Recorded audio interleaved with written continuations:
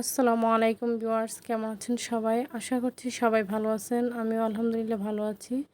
তো এই কয়েকদিন যাবৎ কি যে বৃষ্টি শুরু হয়েছে আর বুঝতেই পারতেছি না। বৃষ্টি তো হইতেছেই, আর হঠাৎ করে কিন্তু এখন মুষলধারে বৃষ্টি শুরু হয়ে গেছে। কিছুক্ষণ আগে কিন্তু আকাশটা ভালোই ছিল, তো এখন হঠাৎ করে অন্ধকার হয়েই বৃষ্টি শুরু হয়ে গেছে। তো এই বৃষ্টির মধ্যে যে বাচ্চা কাচ্চা নিয়ে কাপড় চোপড় শুকানো যে কী একটা ঝামেলা, কি আর বলবো। তারপরে কিছুই করার নেই। তো আল্লাহ যখন খুশি হয়ে বৃষ্টি দেয়, কিছুই করার নেই, এটা আল্লাহর রহমত। তো আমাদের কাপড় চোপড় শুকানোটা একটু কষ্ট করেই হয়ে যায়।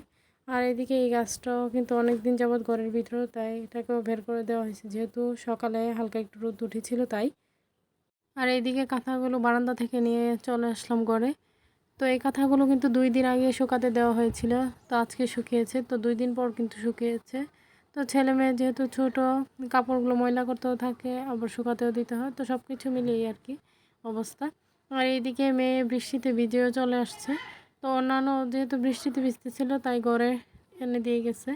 আর মেয়ের জুতাগুলো রোদে শুকাতে দিয়েছিলাম, তো রোদ তো চলেই গেল একটু পর, তো শুকাবে আর কি। এখন ঘরে নিয়ে আসলাম বৃষ্টির কারণে। আর সে বৃষ্টিতে ভিজে কিন্তু এখন নিজে নিজে চলে যাচ্ছে বাথরুমে গোসল করতে। তো আর এদিকে আমার কাপড় চোপড়ও কিন্তু বাজ করা হয়ে গেছে। তো এখানে ছেলে মেয়ের কাঁথা কাপড় এগুলোই বাজ করে নিয়েছি, তো এইগুলো এখন জায়গায় জায়গায় রেখে দেবো আর কি। আর এইদিকে বৃষ্টিতে ভিজে কিন্তু মেহেদি তুলতে গিয়েছিল আমার মেয়ে আর মা। তো এইগুলোই এখানে বেছে নেওয়া হইতেছে, মেহেদিগুলো ডাল থেকে। তো এইগুলো বেছে নেওয়া তারপরে তো মাথায় দেওয়া হবে সে আর কি। ছেলেরও ক্ষুধা লেগে গেছে, তো আমি বসে গেছি ছেলেকে খাওয়াতে। আর এদিকে আমাকে চাটা এনে দেওয়া হয়েছে। তো এর মধ্যে ছেলেকে খাওয়াইতে খাওয়াইতে কিন্তু অনেক সময় লাগে। তো ও কিন্তু এমনিতে খাইতে চায় না, ওকে খাবার খাওয়াইতে গেলে মিনিমাম 1 ঘন্টা তো হয়েই যায়। তো এদিকে আমার চাটাও কিন্তু ঠান্ডাও হয়ে গেছে প্রায়। তো এখন আমি চাটা খেয়ে নিতেছি। আর চাটা খেয়ে দেখি যে চিনিটা কম হয়েছে, তাই আমি আবার নতুন করে চিনি দিয়ে দিতেছি। সাথে বিস্কিটও দিয়ে গেছে। তো আমি চা আর বিস্কিট এগুলি খাইতেছিলাম, যেহেতু বৃষ্টির দিন চা খেলে একটু ভালো লাগে, তো এই কারণেই। আর এদিকে আশ্বিন ছাড়াও চলে আসছে, তো তার নানা ভাই মসজিদ থেকে তাবারক নিয়ে আসছি, তো সেটা খাইতেছে। আর যখন দেখেছে যে আমি ক্যামেরা অন করেছি, তো সে একটু দাঁড়িয়ে একটু ডং ডং করতেছিল। এরপর আবার কিছু একটা জিজ্ঞেস করে সে আবার চলে যাইতেছে। তো এরকম আর কি। তো এইগুলোই সে করতে থাকে সারাদিন। তো যা তার ডং ডং আর কি।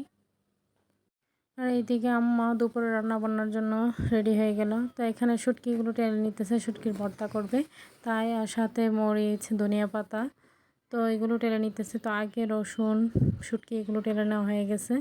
তো এগুলি আর কি। আর কথায় আছে না, মাছে ভাতে বাঙালি। তো মাছে ভাতে বাঙালি হলে কী হবে, আমাদের শুটকিটাই কিন্তু বেশি পছন্দ। তো আমার মনে হয় যে অধিকাংশ লোকেরই এমন শুটকি ভর্তা দিয়ে ভাতটা খেতে পছন্দ করে বেশি, মানে একটু বেশি খাওয়া যায় আর কি। তো আর এদিকে মাছও নেওয়া হয়েছে। তো এই মাছগুলো আলু দিয়ে রান্না করবে। ছড়া দিয়েও কিন্তু মাছ দিয়ে রান্না করা হয়ে গেছে আগেই। তো আর এখন রান্না করা হবে শুধু মাছ দিয়ে আলু দিয়ে। তো এইগুলি আজকে দুপুর রান্না বান্না আর কি। আর এদিকে আশ্বিন ছাড়া এখন বেরিয়ে যাবে তার নানা ভাইয়ের সাথে। তার মনটা অনেক খারাপ, তো সেই কারণে কিন্তু তার নানা ভাই তাকে নিয়ে বেরিয়ে যাবে। তো ও এখন চলে যাইতেছে। তো নানা ভাই নাতিনের খুশি করার জন্যই কিন্তু নিয়ে গেছে। তো আসার পথে ও ওর পছন্দ মতো সবগুলো খাবার নিয়ে আসছে। তো এই মজাগুলো সে খেতে খুবই পছন্দ করে। তো এখানে ছিল ডিঙ্কু, স্প্রিট, ম্যাঙ্গো জুস, সাথে কিছু চকলেট। তো ও কিন্তু স্প্রিট খায় না, ডিঙ্কুটাই খায়। তো নানা ভাইয়ের কাছে নাতিন যা আবদার করে তাই তো দেয়। আর একটা নাতিন মাত্র, নাতিনকে খুশি করে কিন্তু করে নিয়ে আসছে। আর এদিকে দুপুরের খাওয়া দাওয়া কিন্তু হয়ে গেছে। তো সেটার ক্লিপ আর নেইনি, কি কী রান্না করা হলো। তো এগুলো তো আগে আপনাদেরকে দেখিয়ে দিয়েছি যে কী কী রান্না করা হবে। তো এখন বাইরের ওয়েদারটা দেখতেছিলাম। তো আকাশে এখনও কিন্তু মেঘ ভাসতেছে। তো আকাশটা কিন্তু এখনও অন্ধকারই হয়ে আছে। তো আর বাতাসও আছে হালকা। তো এই আর কি অবস্থা। আর এখন প্রায় সন্ধ্যা হয়ে গেছে। আজকের ভিডিওটি এই পর্যন্ত। যদি ভালো লেগে থাকে সাবস্ক্রাইব করে দেবেন, লাইক কমেন্ট শেয়ার করে দেবেন। আল্লাহ হাফেজ।